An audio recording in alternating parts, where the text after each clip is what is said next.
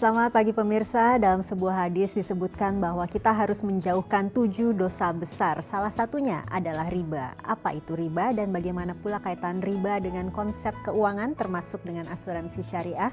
Bersama saya Chandra Dewi, kita akan membicarakannya seputar ini dalam Cerdas 5 Menit.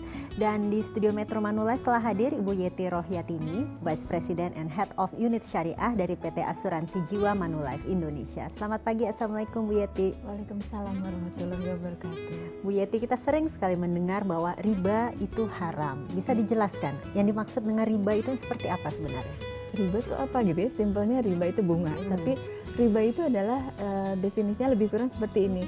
Pengambilan tambahan atau menentukan tambahan dengan persentase tertentu di awal, baik itu timbul karena pinjam meminjam atau jual beli. Karena hal yang demikian ini tentu saja menimbulkan satu kesulitan atau kesusahan untuk orang lain. Contohnya misalnya gini, ketika saya membutuhkan sejumlah dana, lalu saya pinjam sama Mbak Chandra misalnya. Mbak Chandra memberikan tapi dengan janji bahwa saya pinjamkan uang ini tapi nanti dikembalikannya harus ditambah dengan sekian persen. Ya. Nah itu adalah bunga yang kita kenal ya, dan itu adalah riba. Nah hal yang demikian itu tidak boleh ada di dalam pengelolaan keuangan syariah. Oke, namun sepertinya konsep seperti ini cukup umum, cukup sering terjadi ya Bu Yeti ya. Betul. Jadi kenapa ribanya ini sebenarnya dilarang Bu? Ada sekurangnya mungkin ada 9 ayat di dalam Quran, dalam lebih kurang sekitar 6 surat yang menyebutkan pelarangan terhadap riba.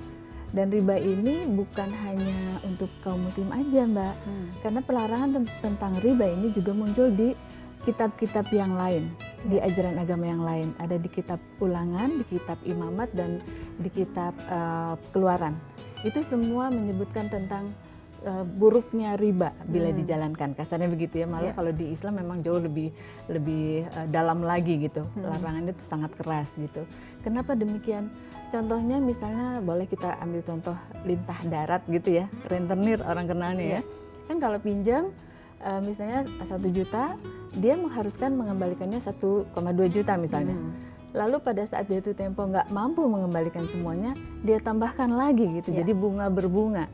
Nah ini tentu saja akan menyulitkan orang yang lagi kesusahan, harus mengembalikan juga mungkin dia masih bingung gitu ya. Ditambah lagi, dibebankan lagi dengan tambahan bunga lagi. Nah tentu aja ini sangat tidak adil gitu. Maka itu di dalam Islam itu dilarang. Oke, nah kok kaitannya riba dengan konsep keuangan? Kalau saya masukkan ini termasuk asuransi syariah, kaitannya seperti apa Bu? Iya.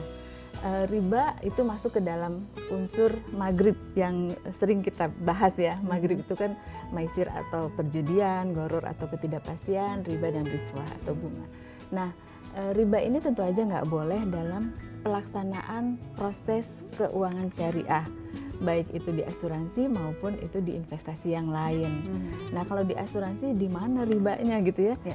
Di situ sudah jelas kalau kita investasikan dananya, baik itu dana tabaru, dana perusahaan maupun dana peserta, itu dipastikan terbebas dari riba tadi. Jadi pasti nggak akan ada bunga gitu ya. Tapi bagaimana kita bisa terbebas dari riba ini Bu? Karena kan sudah semakin banyak ya konsep-konsep yang paling tidak kita tidak menyadari bahwa kita sudah terjebak dalam lingkaran riba. Betul. Banyak sekali kalau untuk muslim ajaran-ajaran yang disebutkan di dalam ayat-ayat Quran. Antara lain adalah kalau dalam keadaan yang di dalam masyarakat sendiri belum memadai sarana yang membebaskan kita dari riba, maka paling tidak kita harus membebaskan diri dari mengambil ribanya. Contohnya misalnya saya nabung nih di satu bank konvensional, ada bunganya kan, ada ribanya, tapi saya sudah meniatkan diri mau membebaskan dari riba. Maka ketika saya menggunakan tabungan tersebut, itu kita bersihkan dari yang namanya bunga. Jadi kita tidak ambil kelebihannya, yang kita ambil adalah uang yang kita simpan saja. Kemudian kelebihan itu kita donasikan untuk hal-hal yang diperlukan untuk kepentingan umum.